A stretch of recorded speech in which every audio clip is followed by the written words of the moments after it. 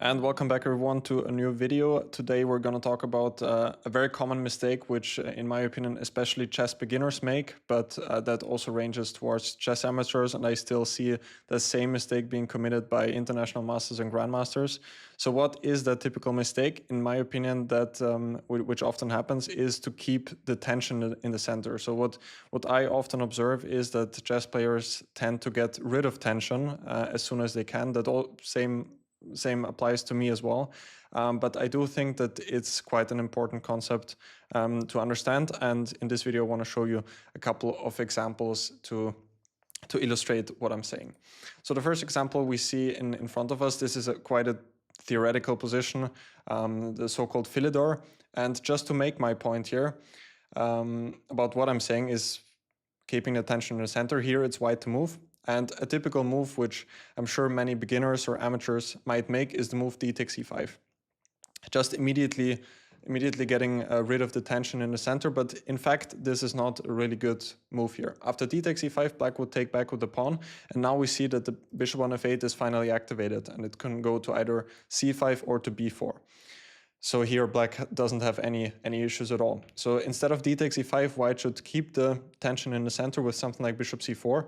And now black anyway has to develop the bishop. And of course, black does have the option to take on d4 at some point, but still it's a much better idea for white to keep the tension in the center. Otherwise, the bishop could develop to c5 or to b4. Next example I want to show you is this position right here, which can arise out of the Caro-Kann defense. And again, the same question I'm asking you here. You can stop the video and have a small think here. Would you take on d5 with the white pieces here? Is e takes d5 a good move? So I'm going to answer that question now. E takes d5, in fact, is not a good move here. The point is now that after c takes d5, all of a sudden the c6 square becomes available to the knight. So knight c6 now is possible. You maybe had the idea with e takes d5 to follow it up with the concrete option knight b5, but that again doesn't work concretely here, because after short castle knight c7, black has e5, and now if you take that pawn, queen c7 picks up the knight, and if knight takes a8, e takes f4, black is clearly better because the knight on a8 will be trapped, knight c6 is coming, and queen will pick up the knight on a8. So therefore, ed5, cd5 is not good, simply because knight c6 will come on the next move. Like, even if you don't play knight b5 here, but something like king b1, knight c6 is coming, and yeah, now black has at least achieved something. Also, the pawn on d4 is targeted here. The other point would here, another option for white here would be to release the tension with the move e5.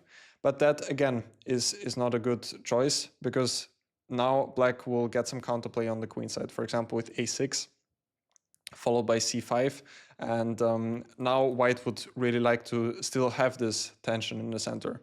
So that brings us to the answer. White has a couple of good moves here, but the important thing is to keep the tension in the center here. Like, the best move is probably g4 in this position, to follow it up with h4, h5. And now the issue for black is that he cannot develop the knight to c6, because his pawn is still there on c6. After knight d7, for example, h4, and anyway, again, black doesn't really threaten to take on e4. After d takes e4, knight takes e4, the knight is threatening to jump into d6. After short castle, there could be moves like bishop e5, followed by knight f6. So d takes e4 is not really a threat here anyway. Knight d7, for example, and now h4, when white is just intending to push h5 on the next move, or king b1, moves like this. But again, this example is good to illustrate on why it can be a good idea to keep the tension. Next example is this, again, quite theoretical position out of the Ruy Lopez. And you could ask the same question here again. Is it good for black to keep the tension or not? And I just want to illustrate one point for that there's no clear answer for that. So the main moves here are queen c7 and c takes d4. But all I want to say here is that you have to outweigh the benefits and the downsides of keeping the tension and of not keeping the tension. The downside here of queen c7, for example, is that white could close off the center with d5. On the other hand, the downside of taking on d4 right away with black would be that after c takes d4, the white knight is still on b1 and can go to c3. Now after queen c7, white has the option to go knight c3. If you start with queen c7 and white goes knight d2, now would be a good moment to capture on d4. because after cd4, cd4, the knight is already on d2, and it would much rather be on the more active square on c3. So again, this is one more point to illustrate, just to outweigh the pros and benefits of when to release the tension in the center. Another example, this is actually a game from one of my students. He had the white pieces here, and again, a question to you, is it a good idea to release the tension in the center with d takes e5? My student did in fact go for this move, d takes e5, and it's quite an instructive small inaccuracy, I would put it like this. D takes e5 is not a bad move at all, but it's a great example to illustrate this topic of keeping the tension in the center. After d takes e5, the game continued bishop f8 and king f8, and all of a sudden black has more or less comfortably equalized because he managed to exchange those bishops. And if we look at the start position right here, it should be fairly obvious that the bishop on a3 is a much more active piece than the bishop on f8 here. So therefore, instead of d takes e5, white had a couple of decent moves, like rook a b1, for example, is quite logical. Bishop b4 would be an option as well to target the quite funny-looking knight on a5, and white keeps a small advantage. So again, here it would be advisable to keep the tension in the center. Next example, again, quite a basic example here. We have the one of the main lines of the French defense, the French advance. But quite an important point, which I didn't discuss yet, is that whenever you release the tension in the center, I want you to look at it from a bit of a different standpoint.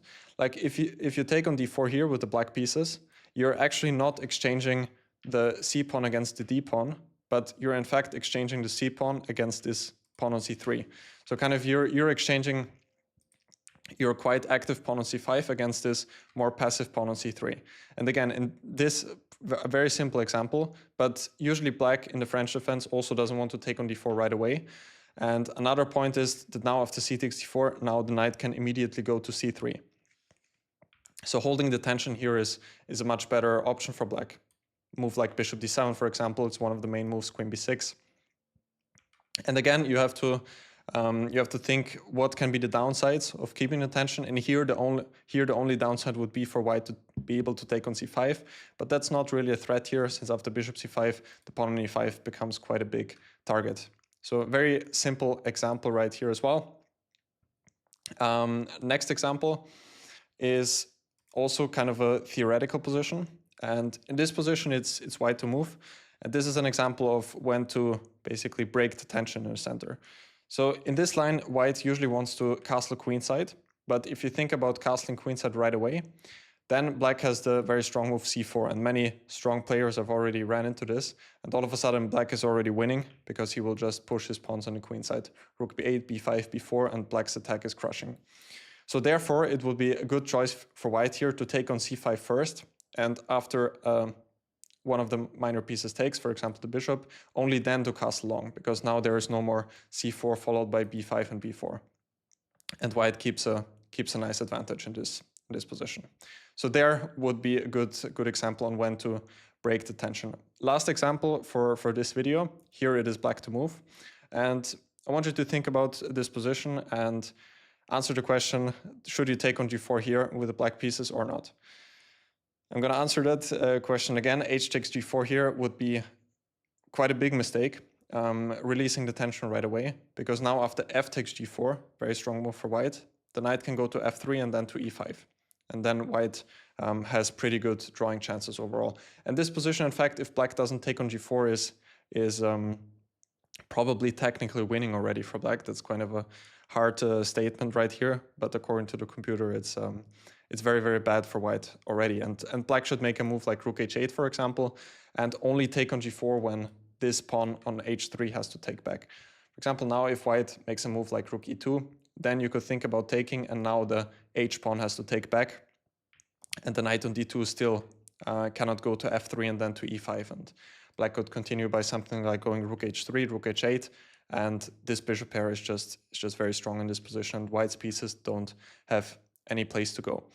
So I hope you learned something from this video. Again, keep in mind that very often it can be quite a good idea to keep the tension in the center and just outweigh the pros and benefits of that. But most likely in the opening, it's especially if you have more space, then it's quite a good idea in general to hold this tension, even though often it's not very pleasant to hold this tension, because simply you have to calculate more of your opponent's options. But the same goes also to your opponent, because if you hold that tension, he also has to think, like, does he take now, or does he advance his pawn? Does he not take? So overall, I think it's quite a nice tool to understand that concept better, and that is often, even from a psychological standpoint, a good decision to hold the tension. So I hope you guys found value in this video. If you did, don't forget to leave a like and subscribe to the channel. And you can also join my Discord server. We already have more than 100 people in that group, where I share more details of my day, basically, and some exercises there, which also the members are posting. So again, if that's interesting for you, you can head to my bio and join the Discord server there. And hope you enjoyed today's video, and I'm going to see you soon again. Thank you, everyone.